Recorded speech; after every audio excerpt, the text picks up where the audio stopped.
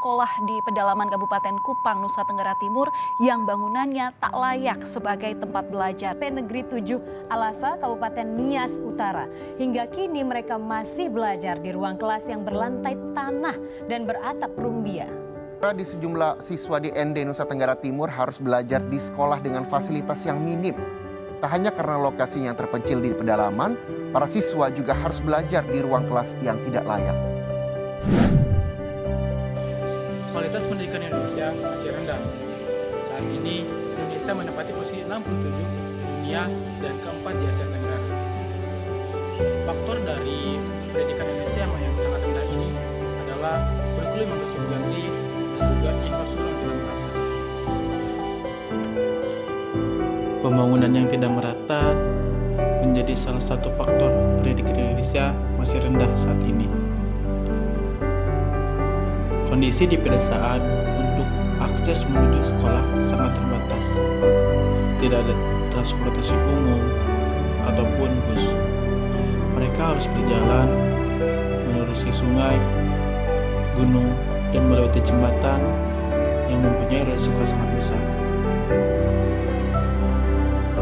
Berbanding terbalik dengan akses transportasi yang dimiliki oleh daerah perkotaan, di mana sekolah maupun pemerintah memberikan fasilitas berupa bus sekolah, yang dimana setiap anak akan dijemput setiap pagi ketika berangkat sekolah dan juga akan diantarkan pulang setiap rumah-rumah anak-anak ketika jam pulang.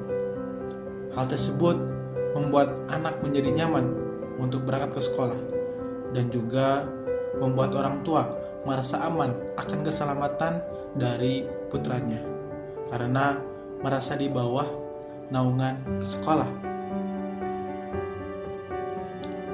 Selain dari akses transportasi yang terbatas di daerah pedesaan, pembangunan yang tidak merata juga dialami atau dirasakan oleh warga yang berada di pedesaan, di mana bangunan-bangunan dan fasilitas-fasilitas yang dimiliki oleh sekolah sangat tidak lengkap. Bangunan yang sangat minimalis dan tidak adanya akses laboratorium, akses komputer, dan internet membuat pendidikan Indonesia masih sangat rendah.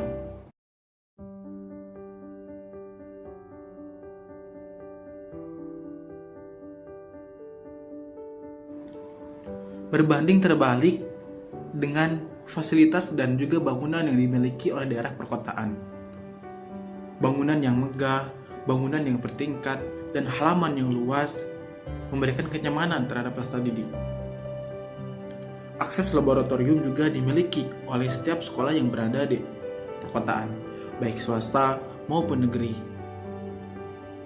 Akses komputer juga dimiliki dan juga akses internet, di mana itu semua dapat menunjang peningkatan terhadap pendidikan yang ada di Indonesia.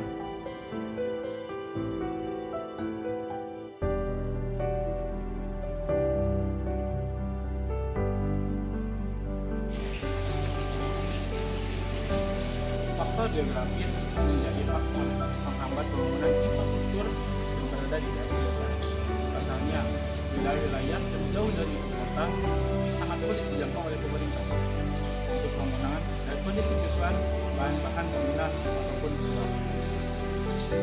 Bukan hanya faktor geografis yang menjadi faktor kurangnya pembangunan infrastruktur pendidikan yang ada di pedesaan.